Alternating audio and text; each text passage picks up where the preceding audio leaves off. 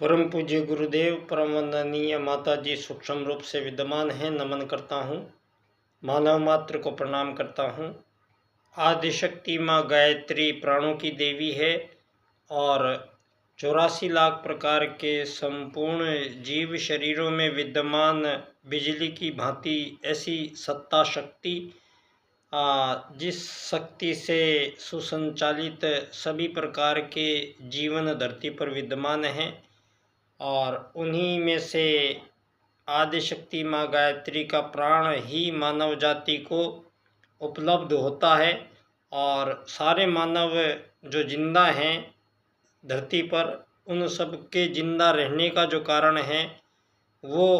आदिशक्ति माँ गायत्री रूपी वो बिजली है, जिस बिजली के कारण मानव धरती पर जीवित है। तो जीवित रहने का जो कारण है वो है आदिशक्ति माँ गायत्री का प्राण। और धरती पर जो जीवित रहने आया है वो कौन आया है, इस बारे में भली भांति विचार मंथन यहाँ हमारे आदि पूर्वज प्रथम मानव जो धरती पर करोड़ों अरबों वर्षों पूर्व सतयुग के माध्यम से धरती पर आए हैं।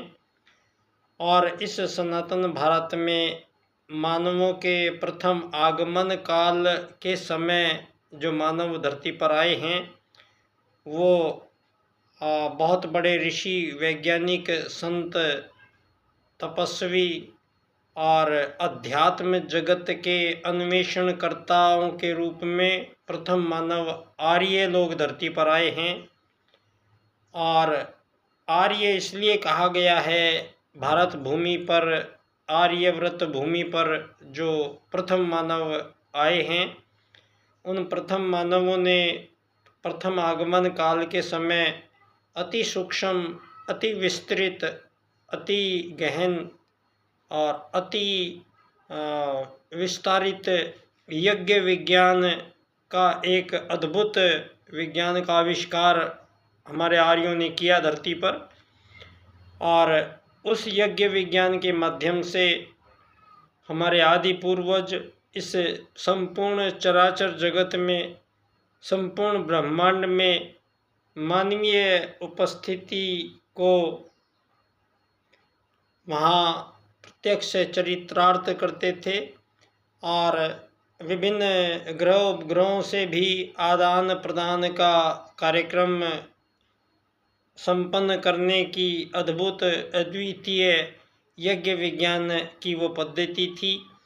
जो विभिन्न भौतिक पदार्थों को भी कन्वर्शन करने की सामर्थ्य अपने शरीर में से अपने आत्मा को निकालकर दूसरे के शरीर में प्रवेश कर जाना, काफ़ी लंबे समय तक अब किसी अन्य के शरीर में रहकर वापस अपने शरीर में लौट आना, अपने हजारों वर्षों के प्रथम आगमन काल के समय हजारों वर्षों की हमारी ऋषियों की वो तपस्याएं, जिनके माध्यम से आज जो वेद ज्ञान के रूप में, आर्ष साहित्य के रूप में, ब्राह्मण ग्रंथों के रूप में, अरण्यकों के रूप में, दर्शनों के रूप में, स्मृतियों के रूप में जो अपार विपुल जो ये मानव जीवन द्वारा किए गए ये कार्य, जो विभिन्न प्रकार के वैज्ञानिक प्रयोग परीक्षण ही हैं, इस प्रकार के वैज्ञानिक प्रयोग परीक्षण हमारे प्रारंभिक मानवों ने अरबों साल वर्ष पूर्व ही धरती पर संपन्न किए। और इस चीज़ का साक्षी हमारा संपूर्ण सनातन जीवन विज्ञान भरा पड़ा है। दोस्तों, यहाँ मानव के विषय में बहुत सारी भ्रांतिपूर्ण त्रुटियाँ इन विगत 2500 वर्षों में धरती पर फैलाई गई हैं। और ऐसी गलतियाँ मानव यहाँ 2500 वर्षों से कर रहा है, जिन गलतियों को करने का मानवों को कोई अधिकार भी नहीं है और मानवों को वो गलतियाँ की भी नहीं जा सकती है। दोस्तों, हमारे आदि पूर्वज प्रथम मानवों के विशेष अनुसंधान के उपरांत मानव के संबंध में संपूर्ण रूप से जानकारी प्राप्त करते हुए ही मानव जीवन के बारे में चिंतन किया गया है। मानव के विषय में, मानव के संबंध में जानकारी जुटाई गई है और मानव के लक्ष्यों का निर्धारण भी यहाँ पर अरबों वर्षों पूर्व ही उस परम सत्ता परमात्मा के माध्यम से यहाँ पर कर दिया गया है। दोस्तों, इस बात में आज आप सारे विश्व के मानव जो संभवतः अंतिम परमाणु विश्व युद्ध की ओर बढ़ती हुई ये सारी दुनिया युद्धों पर बैठी हुई है। आज ये सारी दुनिया के आज़ाद देशों के रूप में मानवों को सीमा रेखाओं के अंदर भर दिया गया है और सभी आज़ाद देशों में आज़ाद सरकार नाम से ये जो सरकार और प्रजा पब्लिक का जो जिसको लोकतंत्र कहा जा रहा है, इस लोकतंत्र से जो दुनिया को चलाया जा रहा है। दोस्तों, इस लोकतंत्र में सबसे बड़ी खामी ये है कि इस लोकतंत्र में लोग कोई एक उनकी पहचान नहीं है। यहाँ जो हमारे वेदों ने हमें बताया है, आत्मत सर्वभूतेषु के सिद्धांत के अनुसार संपूर्ण मानवों में, संपूर्ण जीवों में आने वाली वो शक्ति, वो सत्ता एक ही आत्मा है और वो आत्मा चींटी, बंदर, हाथी, शेर, मोर, मानव में जो विद्यमान शक्ति है वो आत्मा शक्ति है। वो किसी में भी भिन्न नहीं है, सब में एक समान है। ये अरबों वर्ष पूर्व हमारे आर्यों के गहन अनुसंधान विज्ञान के उपरांत ये बात जगत को समझाई गई है और उसी के अनुरूप मानव को, चूँकि आत्मत सर्वभूतेषु के सूत्र के अनुसार जब प्रथम सतयुग में मानव आए हैं तो यहाँ मानवों के बीच में सतयुग में, पूरे सतयुग में ना कोई राजा था, ना कोई प्रजा थी, ना कोई दंड था, ना कोई दांडिक था, ना ही मानवों का किसी भी प्रकार का आपस में कोई बैर भाव था, ना कोई विभेद था, ना कोई विभाजन था और ना ही मानवों के बीच में किसी प्रकार की कोई जाति थी, क्योंकि मानव एक ही पिता की संतान धरती पर जन्मे हैं। मनु की संतान जो मकान बनाकर धरती पर प्रथम बार रहने लगी थी, ये मनु की संतानें ही आर्य परिवार कहलाया है। और आर्यव्रत क्षेत्र में से समय बीतने के उपरांत जब मानवों के चिंतन चरित्र में त्रुटि आई आर्यों के कुछ लोगों में, तो आर्यों ने उन लोगों को आर्यव्रत क्षेत्र से देश निकाला दिया और जो लोग आज सारी दुनिया में बसे हुए हैं, चाहे वो अमेरिका में लोग बसे हुए हैं, चाहे अफ्रीका में बसे हैं, चाहे ईरान, इराक, तेहरान में बसे हैं, चाहे रूस में, जापान में बसे हैं, चाहे वो भारत पाकिस्तान में बसे हैं, मानव सारी दुनिया में जहाँ भी बसे हुए हैं, जो भी मानव आज अलग अलग प्रकार के दिखाई दे रहे हैं, अलग अलग भाषाएं बोलते हैं, अलग अलग खाना खाते हैं, अलग अलग तरह की कार्य पद्धति अपनाते हैं, अलग अलग तरीके रंग रूप के हैं, अलग अलग वस्त्र पहनते हैं, तो सारी दुनिया में धर्मों के भी अलग अलग जो यहाँ विगत 2500 वर्षों में ही ये जितने भी धरती पर धर्म आए हैं, ये 2500 साल में ही सारे के सारे धर्म मानवों द्वारा बनाए गए हैं। 2500 वर्षों से पूर्व यहाँ मानवों के अस्तित्व को पश्चिम वाले मानने के लिए तैयार नहीं थे और एक प्रकार से डार्विन और चार्ल्सवाद के विकासवाद के सिद्धांत के अनुसार सारी मानव जाति के धरती पर आगमन के संबंध में भ्रांतिपूर्ण, अतथ्यपूर्ण, अविवेकपूर्ण चिंतन यहाँ लोगों को बताया गया और बताया गया मानव का आगमन धरती पर मछली बंदर से होते हुए इंसान बने हैं। और इस प्रकार के विकासवाद के अनुसार मानव को इन 2500 वर्षों में एक जानवर के समतुल्य माना गया है और मानव को एकमात्र शरीर माना गया है। और ये शरीर मानकर मानवों के बीच तमाम प्रकार के विभाजन और विभेद यहाँ पर जो दिखाई दे रहे हैं, ये सब मानवीय चिंतन की त्रुटियों का परिणाम है। और ये बात आज सारे संसार में हम सनातन भारत वाले पुण्य से इस सारे संसार के जो पुरातत्व खोदे की जो रिसर्च की जो लेटेस्ट न्यूज़ आ रही हैं सारे संसार में, वो ये आ रही हैं कि सारे संसार के जो 2500 वर्षों में इतने सारे देश बसे हैं धरती पर, लेकिन इन 2500 वर्षों में जो देश बसे हैं उनके जब खुदाइयाँ चल रही हैं और जो वहाँ वस्तुएं प्राप्त हो रही हैं, वो वहाँ पर हजारों लाखों करोड़ों वर्षों पूर्व मानवों द्वारा प्रयोग की गई वस्तुएं सारे संसार में उपलब्ध हो रही हैं। और सारे संसार में वो उपलब्ध वस्तुएं चीख कर सनातन भारतीय संस्कृति के बारे में सार्वभौमिक रूप से सारे संसार में अपने होने के प्रमाण सारे विश्व को दे रही है। दोस्तों, ऐसे समय में जहाँ मानव जाति को इन 2500 वर्षों में वो कार्यक्रम करवाए गए हैं जो किसी भी प्रकार से मानवों के लिए अनुकूल नहीं हैं और संभव हो भी नहीं सकते हैं, क्योंकि संपूर्ण छोटे बड़े सभी जीवों को परमात्मा सत्ता ने 2 ही वैदिक सूत्रों से धरती पर उनका रहने का कार्यक्रम बनाया गया है, जिनमें प्रथम सूत्र आत्मत सर्वभूतेषु है और इसी सूत्र के साथ छेड़छाड़ हुई है। और इसी सूत्र के खंडन होने के बाद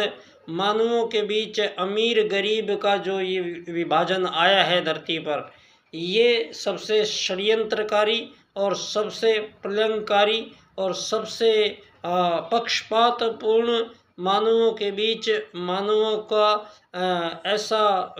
विभाजन जो अमीर गरीब के रूप में धरती पर हुआ है, ये बात हमें पहली बार धरती पर कोई राजनेता समझाने आया है। और ये बात समझाने के लिए उसी युग परिवर्तन प्रक्रिया का एक अंग युग निर्माण योजना के अंतर्गत नए युग की नई राजनीति के नव निर्धारण का अति महत्वपूर्ण कार्य इस युग परिवर्तन बेला में यहीं भारत भूमि में संपन्न हुआ है। और वही परम पूज्य गुरुदेव की छत्र छाया में पंडित दीनदयाल उपाध्याय जी उसी मथुरा जिले के चंद्रभान नंगला के उपाध्याय जी थे, गुरु जी भी और दीनदयाल जी। और जब स्वयं यहाँ महाकाल युग परिवर्तन करने आए हैं तो वो अपने साथ हमेशा हनुमान जी को लेकर आए हैं, और इस बार राम जी आए हैं तो उनके साथ हनुमान जी के रूप में एक विश्व को नई दृष्टि और दिशा देने वाले एक ऐसे हनुमान जी को साथ लेकर आए हैं गुरु जी, जो आजीवन अखंड ब्रह्मचर्य का पालन करते हुए अपनी आजीवन अपने राष्ट्र राजनीति को समर्पित करते हुए और परम पूज्य गुरुदेव के आशीर्वाद से सारे विश्व को आत्मत सर्वभूतेषु के सूत्र की पुनः सिद्धि राजनीतिक क्षेत्र में करने का पराक्रम पुरुषार्थ भरा कार्य इस महान आत्मा ने संपन्न किया है, जिसका नाम पंडित दीनदयाल उपाध्याय है। ये एक ऐसा राजनेता भारत में आया है दोस्तों, जो सारे संसार के बीच ये जो अमीर गरीब बनकर और मानवों के बीच तमाम प्रकार के युद्ध शोषण वध हत्याओं का जो लंबा सिलसिला चला आ रहा है, इस सारे इन खेलों का जो ये खेल 2500 वर्षों में अमीर गरीब मालिक नौकर के रूप में विभाजन हुए हैं मानवों के बीच में, और ये पूर्व पश्चिम उत्तर दक्षिण काले गोरे के रूप में विभाजन हुए हैं।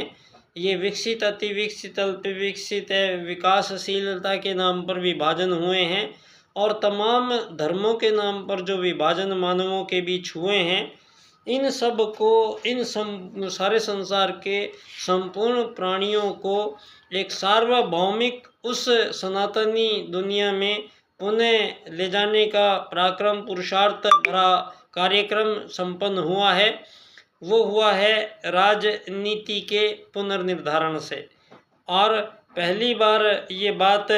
सिद्ध की गई है कि जो धन आधारित जीवन पद्धति जिसको पूंजीवाद कहा गया है, इसका जनक पश्चिम है। और ये पिछले 2500 वर्षों में ही ये धन आधारित जीवन पद्धति जो लेन देन के आधार पर, रुपयों डॉलर के लेन देन के आधार पर मानव जीवनों को बांटा गया है और मानव जीवनों को परेशान और व्यथित होना पड़ा है, वो दूषित प्रणाली धन आधारित जीवन पद्धति की राजनीतिक प्रणाली का निर्माण पश्चिम ने किया है। और पहली बार भारत से इस धन आधारित राजनीतिक प्रणाली, इस पूंजीवाद का संपूर्ण रूप से निदान प्रस्तुत करते हैं पंडित दीनदयाल उपाध्याय जी। और अपने अर्थायाम आधारित एकात्म मानववाद, अर्थायाम के राजनीतिक सूत्र से पहली बार धन को नियंत्रित किया गया है। और पंडित दीनदयाल उपाध्याय जी की घोषणा है, यदि मानव जाति इन राजनीतिक सूत्रों से भावी जीवन क्रम को लेकर चलती है तो संपूर्ण मानवों के बीच जो हजारों वर्षों से ये युद्ध, शोषण, वध, हत्याएं चल रही हैं, सबका समापन होगा। और मानवों के बीच तमाम प्रकार के विभाजन, युद्ध, शोषण, वध, हत्याओं के जितने भी कारण हैं, उन सब का निवारण कर दिया गया है। और पुनः परम पूज्य गुरुदेव सारे इस युग को पुनः नवयुग में एक नई दुनिया में लेके जाने का पूरा पराक्रम पुरुषार्थ भरा कार्यक्रम यहाँ संपन्न उस महाकाल सत्ता के निर्देशन में संपन्न हो चुका है, जिसकी एक कड़ी के रूप में 4 राजनीतिक सूत्र प्रस्तुत करने वाले वो अद्वितीय राजनीतिक व्यक्ति परम पूज्य गुरुदेव के प्रथम शिष्य पंडित दीनदयाल उपाध्याय जी, जिनके 4 राजनीतिक सूत्र, जिनकी व्याख्या एक विशेष क्रम से हम लोग करते हैं, तो वस्तु स्थिति सारे संसार के सम्मुख बिल्कुल क्लियर हो जाएगी। ये क्रम है आर्थिक लोकतंत्र द्वारा अर्थायाम आधारित एकात्म मानववाद की राजनीति की स्थापना विश्व में हम करते हैं तो अंत्योदय की प्राप्ति सारे संसार को होगी। तो बहुत बहुत धन्यवाद बच्चा डॉक्टर की ओर से। एक ऐसे नवयुग में आपका आगमन है जो परम पूज्य गुरुदेव के युग परिवर्तन के अंतर्गत संपन्न हुआ कार्य है। और मेरा कार्य इन पंडित दीनदयाल उपाध्याय जी के राजनीतिक विरासत जो आज तक के कोई इसको समझ नहीं पाया है, संभवतः परम पूज्य गुरुदेव ने मुझ पर अनुपम अनुकंपा की है और मुझे 22 साल लगे हैं इनके इन राजनीतिक सूत्रों को समझने में। लेकिन जो परिणाम आए हैं वो बड़े आश्चर्यजनक परिणाम राजनीति में आए हैं। तो इन परिणामों को मैं आप सबके सम्मुख पहुंचाने का ये मेरा प्रयास निरंतर जारी रहेगा। पंडित दीनदयाल उपाध्याय जी की जन्मस्थली धानक्या स्टेशन जयपुर राजस्थान से बच्चा डॉक्टर की ओर से सभी को प्रणाम। पुनः परम पूज्य गुरुदेव प्रवंदनीय माता जी को नमन।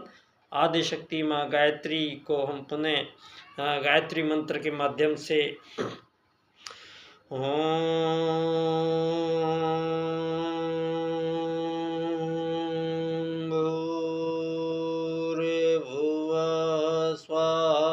तत्सवितुर्वरेण्यं भर्गो देवस्य धीमहि धियो यो नः प्रचोदयात्।